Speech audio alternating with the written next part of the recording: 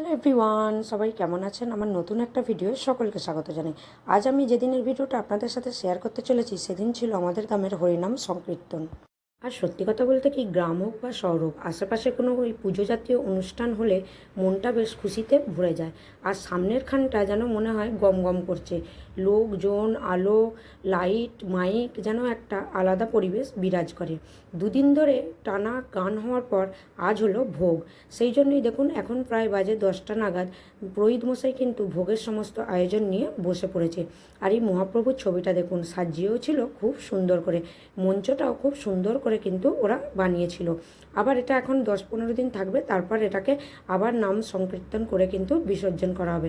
এদিকে ভোগ সাজাবে বলে পুরোহিত মশাইরা কিন্তু দেখুন চারিপাশটা তিরপল দিয়ে ঘিরে দিয়েছে, কারণ সামনেই ছিল রাস্তা, যেহেতু রাস্তার অনেক লোক যাচ্ছিল, তাই ভোগটা কি রাস্তার লোক দেখে দেখে যাবে, সেই জন্যই দেখুন একদম সুন্দর করে ঘিরে মালসা ধুয়ে চিড়ে মুরকি গঙ্গাজল আর যা সমস্ত দুধ দই যা কিছু লাগে সমস্ত সরঞ্জাম নিয়ে ভোগ সাজাবে বলে পুরোহিত মশাই বসে পড়েছিলেন। আমিও কিন্তু সকাল সকাল গিয়ে একটু মহাপ্রভুকে ধূপ দিয়ে তারপর আবার কিন্তু গিয়েছিলাম ভোগ সাজানো অনুষ্ঠান দেখতে। আর যেহেতু তখনও হরিনাম হচ্ছিল আর সবাই কিন্তু খুব মজা করছিল।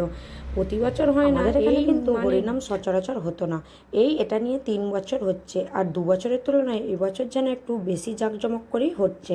এবছর মালসাও অনেক পড়েছে, যেহেতু লোকেরা আগে জানতো না, এখন সবে সবে সবাই জেনে যাচ্ছে যে এখানে একটা বড় করে হরিনাম সংকীর্তন সবার উপলক্ষে করা হয়, সেই জন্য অনেক দূর থেকে লোক এসে মালসাও দিয়ে গেছে।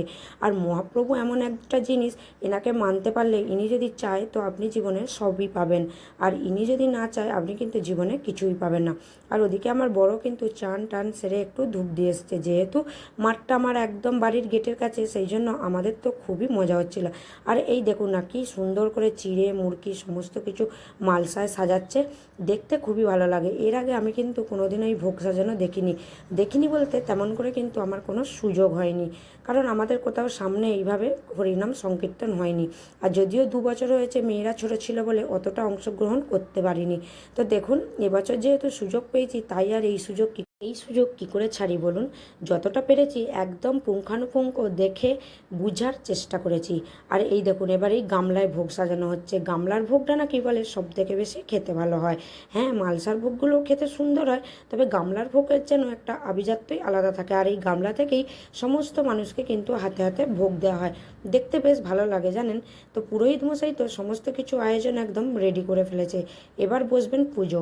একবার কিন্তু সকালবেলা পুজো দেওয়া হয়ে গিয়েছে, এবার হবে ভোগের পুজো। গ্রামের মানুষরা রাধাকৃষ্ণকে সাজিয়ে নিয়ে বেরিয়েছে নগর ভ্রমণে। শুধু যে নগর ভ্রমণ করবে তা কিন্তু নয়, সারা গ্রাম ঘুরবে এবং তারা আবির মেখে খুব মজা করে করে তারা আসবে। আমাদের বাড়িতেও আসবে, তবে আমাদের যেহেতু সামনে বাড়ি, তারা একটু সবার শেষের দিকে আসে। তো চলুন, এখানে তো নগর ভ্রমণ চলতে থাক, আর ভোগ সাজানো প্রায় কমপ্লিট। ভিডিওটা কেমন লাগলো অবশ্যই জানাবেন।